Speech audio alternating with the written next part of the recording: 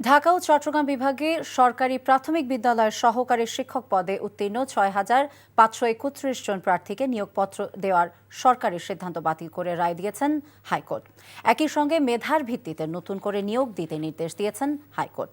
বিচারপতি ফাতেমা নজিব এবং বিচারপতি শেখদার মাহমুদুর রাজির হাইকোর্ট বেঞ্চ আজ সকালে এই রায় দেন। এর আগে গত ১৯ নভেম্বর সরকারি প্রাথমিক বিদ্যালয়ের সহকারী শিক্ষক পদে তৃতীয় ধাপে ৬,৫৩১ জনের নিয়োগপত্র প্রদানের সিদ্ধান্ত স্থগিত করে হাইকোর্ট। কোটা পদ্ধতি অনুসরণ করে তাদের নিয়োগ দেওয়ায় আদালত এই আদেশ দেন। পাশাপাশি রুল জারি করেন আদালত। রায়ের পরে আদালত চত্বরেই ক্ষোভ প্রকাশ করেন নিয়োগ বাতিল হওয়া প্রার্থীরা। আমাদের নিয়োগটা বাতিল করে দিয়েছে, তাহলে ৬,৫৩১ আমরা কি কদিটা করেছি?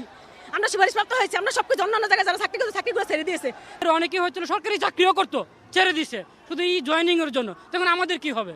কারণ আমাদের তো কোনো দোষ নাই।